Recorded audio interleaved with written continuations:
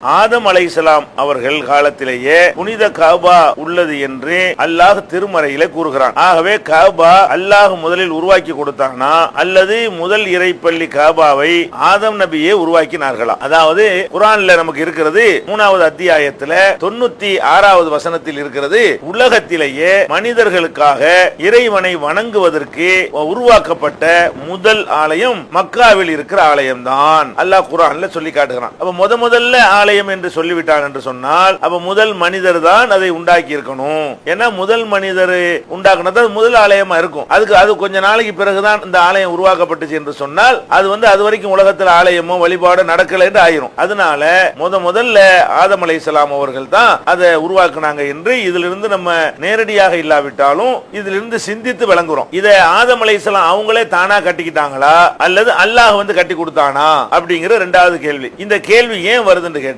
இப்ப நம்ம கஅபா பார்க்கறோம்ல, இந்த வடிவம், இந்த மெட்டீரியல், இதையெல்லாம் பார்த்துட்டு இந்த மாதிரி அந்த காலத்துல எப்படி இருந்திருக்கும், அந்த காலத்துல ஆதம் அலைஹிஸ்ஸலாம் காலத்துல செங்கல் இருந்திருக்குமா, இந்த சிமெண்ட் கலவைகள் இருந்திருக்குமா, இந்த மாதிரி உயரமாக கட்டுவதற்குரிய ஏணிகள் படி எவ்வளவு விஷயங்கள் வேணும், இதுகளெல்லாம் இருந்திருக்குமா என்ற ஒரு அடிப்படையில தான் இது ஆதம் அலைஹிஸ்ஸலாமே எப்படி கட்டியிருப்பாங்க, அல்லாஹ் அப்படி இறக்கியிருப்பானோ என்ற மாதிரி ஒரு சந்தேகத்தில் இந்த கேள்வியை கேட்டிருக்கிற மாதிரி தெரிகிறது. ஆனா ஒரு விஷயத்தை ஆலயம் என்று சொன்னா இந்த பேருக்கு இதுவே இருந்துச்சு நீங்க விளங்கி கொள்ள கூடாது. அந்த இடத்துல அந்த காலத்தில் ஆதம் அலைஹிஸ்ஸலாம் இந்த மண்ணுல படைக்கப்படும் பொழுது அவங்கள்ட்ட என்ன வசதிகள் எல்லாம் கொடுத்திருந்தானோ அதை கொண்டு ஒரு ஆலயத்தை உண்டாக்கி இருப்பாங்க. அது என்னவா இருக்கலாம், சும்மா 4 குச்சியை நட்டி வச்சு கூட என்ன செய்யலாம், மேல ஒரு இலதலைகளை கூட போட்டு மறைச்சிருக்கலாம், அது கூட ஆலயம் தான். நபிகள் நாயகம் ஸல்லல்லாஹு அலைஹி வஸல்லம் அவங்களுடைய மஸ்ஜிது நபவியை நம்ம கேள்விப்பட்டிருக்கிறோம். ஆதம் அலைஹிஸ்ஸலாத்துக்கும் நபிகள் நாயகம் ஸல்லல்லாஹு அலைஹி வஸல்லம் காலத்துக்கு எவ்வளவோ பல ஆயிரம் வருடங்களுக்கு வித்தியாசம் இருக்கிறது.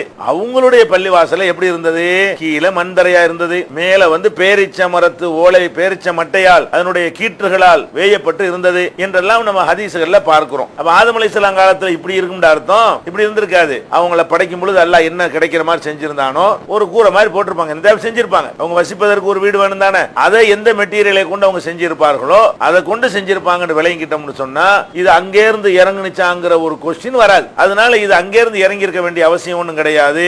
மனுஷன் தான் எல்லா ஆலயத்தையும் உலகத்துல கட்டுறானே தவிர நபிகள் நாயகம் காலத்துல மஸ்ஜித் நபவி உண்டாக்கல நினைக்கும் பொழுது அல்லாஹ் வானத்துல இருந்து பள்ளிவாசல் இறக்கலாம் வைக்கல. அந்த காலத்து மனிதர்களுடைய உதவியை கொண்டு என்ன செய்ய முடியுமோ அதை செஞ்சாங்க. அதனால இந்த வடிவத்தில் நீங்க பாக்குறீங்களே, இந்த மெட்டீரியல்ல இந்த வடிவத்துல இந்த மாதிரி அது இருந்துச்சு என்று எடுத்துக்கொள்ள கூடாது. அந்த இடத்துல இருந்தது, அதான் முக்கியமானது. இப்படி விளங்கிட்டு சொன்னா இதுல ஒரு குழப்பம் வராது. இது ஆதம் அலைஹிஸ்ஸலாமே இதை செஞ்சிருப்பாங்க. இது ஒரு விஷயம்.